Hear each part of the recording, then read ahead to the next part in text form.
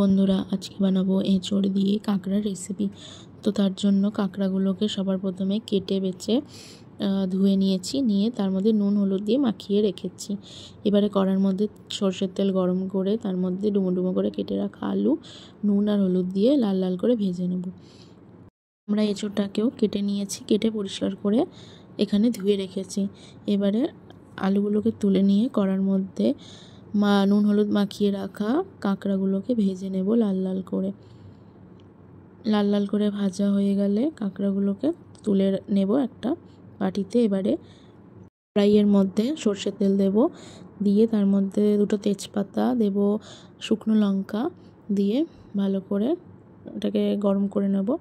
নিয়ে তার মধ্যে ফোড়নে দেব কালো জিরে ফোড়ন দিয়ে এর মধ্যে কুচি করে রাখা পেঁয়াজ দিয়ে দেবো। দিয়ে পেঁয়াজগুলোকে ভাজা হয়ে গেলে লাল লাল করে ভাজতে হবে। ভাজা হয়ে গেলে এর মধ্যে দিয়ে দেবো আদা রসুন বাটা। এই রেসিপিটা খেতে কিন্তু খুব দুর্দান্ত স্বাদের হয়, অবশ্যই একবার ট্রাই করে দেখতে পারো তোমরা। আদা রসুনের পেস্টটাকে ভালো করে তেলের মধ্যে ভেজে নিয়েছি। এবারে তার মধ্যে দিয়ে দিয়েছি কুচি করে রাখা টমেটোর মধ্যে দিয়ে নুন হলুদ দিয়ে ভালো করে টমেটোটাকে গলতে দেবো। টমেটোটা গলে গেলে ভালো করে তার মধ্যে দিয়ে দেবো কাশ্মীরি লঙ্কার গুঁড়ো এবং দেব ধনে গুঁড়ো জিরে গুঁড়ো পরিমাণ মতো দিয়ে ভালো করে মশলাটাকে কিন্তু আমরা কষিয়ে নেব। ভালো করে মশলাটা কষানো হয়ে গেলে এবারে এর মধ্যে আমরা এঁচোড়গুলোকে দিয়ে দেব। দিয়ে ভালো করে এঁচোড়টাকে মশলাটার সাথে কষাতে হবে অনেকক্ষণ ধরে। তোমরা চাইলে কিন্তু এঁচোড়টাকে আগে থেকে সেদ্ধ করে রাখতে পারো নুন হলুদ দিয়ে। যেহেতু এঁচোড়টা অনেকটা কচি ছিল, মানে ছোট এঁচোড় ছিল, তার জন্য আমি এঁচোড়টাকে কিন্তু আগে থেকে সেদ্ধ করিনি। যদি বড় এঁচোড় হয় বা একটু পাকা এঁচোড় হয় তাহলে কিন্তু এঁচোড়টাকে আগে থেকে তোমরা সেদ্ধ করে নিয়ে তারপরে দিতে পারো। এবার এঁচোড়টাকে দিয়ে দেখতে পাচ্ছ ভালো করে কষানো হচ্ছে। কষিয়ে নেওয়ার পরে ভেজে রাখা যে আলুগুলো ছিল সে ভেজে রাখা আলুগুলো কিন্তু দিয়ে দিয়েছি। দিয়ে একসাথে ভালো করে কষিয়ে নেব।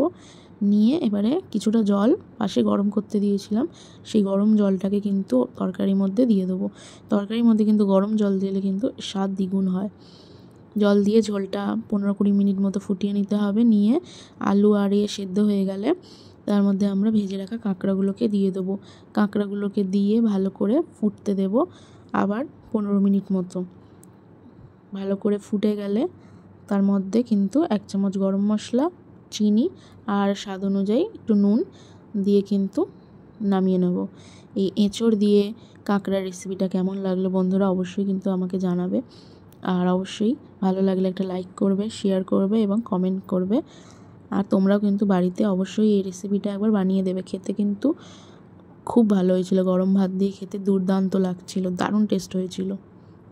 যারা যারা কাঁকড়া দিয়ে কোনো দিন এঁচোড় খাওনি অবশ্যই কিন্তু একবার বানাবে, দারুণ লাগে খেতে।